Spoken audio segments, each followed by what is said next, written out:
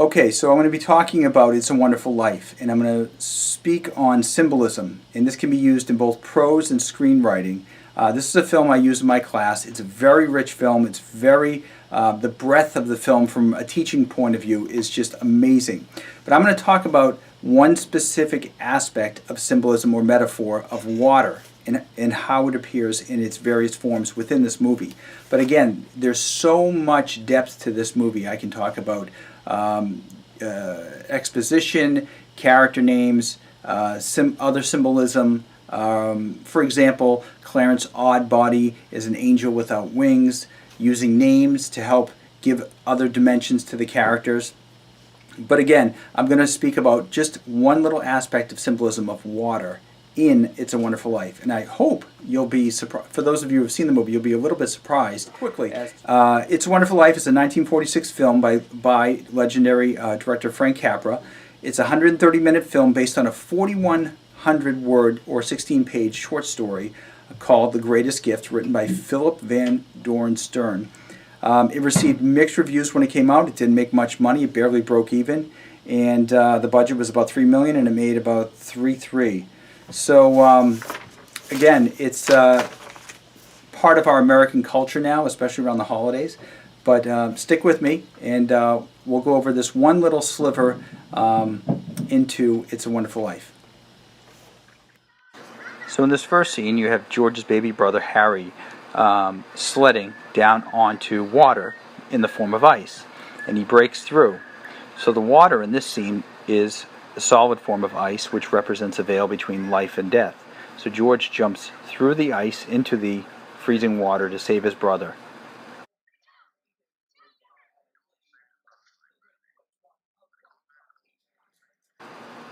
In the next scene, George is at Harry's high school graduation party.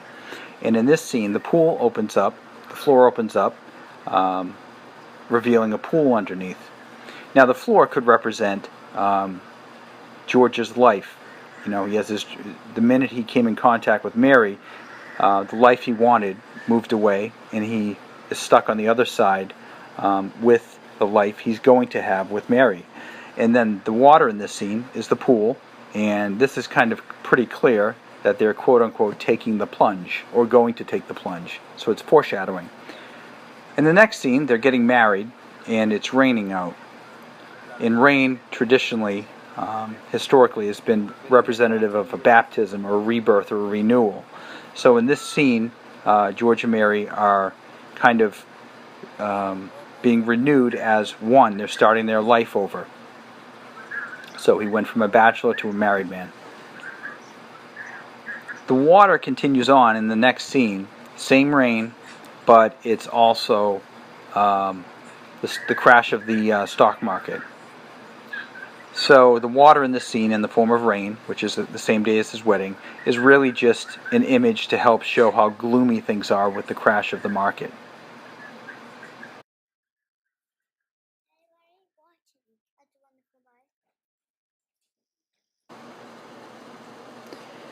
So this next scene, it's the same day, it's the wedding day, and George goes home to find Mary at their new house. Now, I believe the water in this scene represents washing away the old and bringing in the new, and that being the house. Mary's always liked this house. George has never really liked it, but the rain is going to represent a renewal of the house, washing away the old.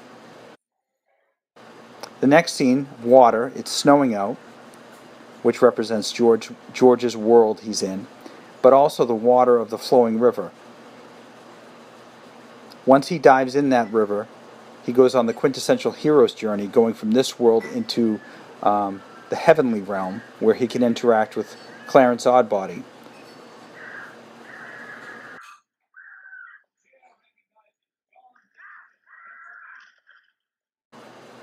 And as they're drying, Clarence gives him his wish, and that snow, representative of George's world, stops.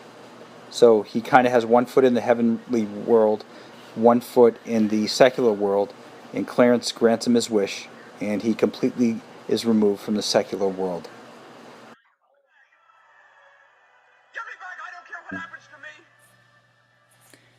Now, the final scene that has water in the form of snow is when George is at the bridge at the very end, when he wants his life back. He goes from the, he calls out, and the snow starts to fall as if a curtain is lowered, and he then steps from the sacred, the heavenly realm, back into the secular realm.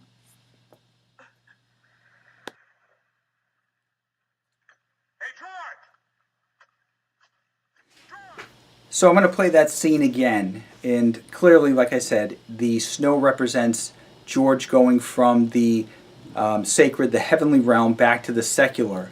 But pay close attention, because this is the Reformed theologian in me, but he's calling out to Clarence, and nothing happens. But the minute he mentions God, it immediately starts to snow again, and then he's transported back to the life, or his prayer is then answered. And keep in mind, as Bert is coming up in the car, the snow hasn't fallen yet. So I have a theory that the Bert that's approaching him on the bridge is the Bert from the alternative universe, the one that's out to get him. But the minute it starts snowing, he gets transformed back to the Bert that George Bailey knows. Again, that's just a theory of mine, but take a look at it one more time.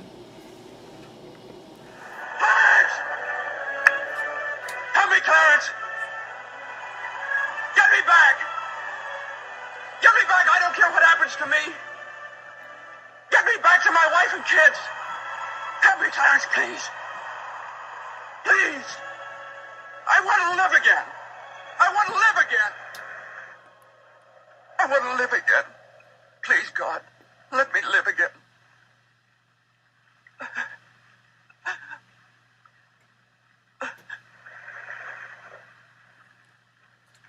Hey, George!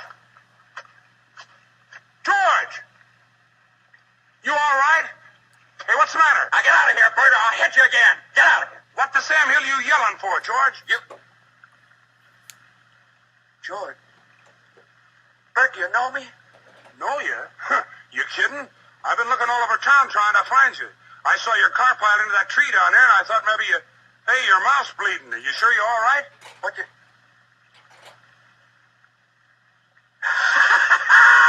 My mouth's bleeding, Bert! My mouth's bleeding!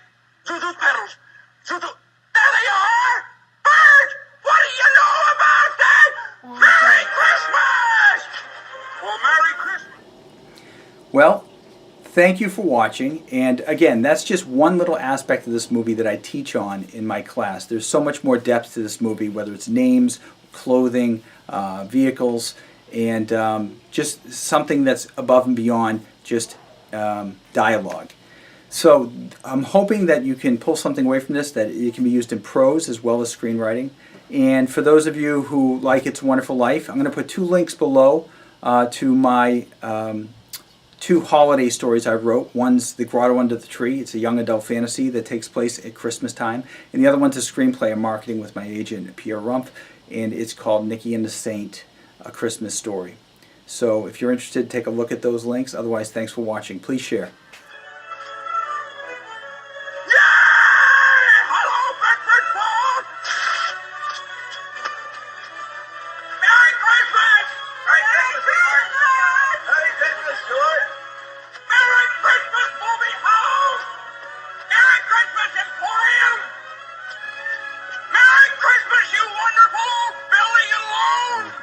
Please subscribe.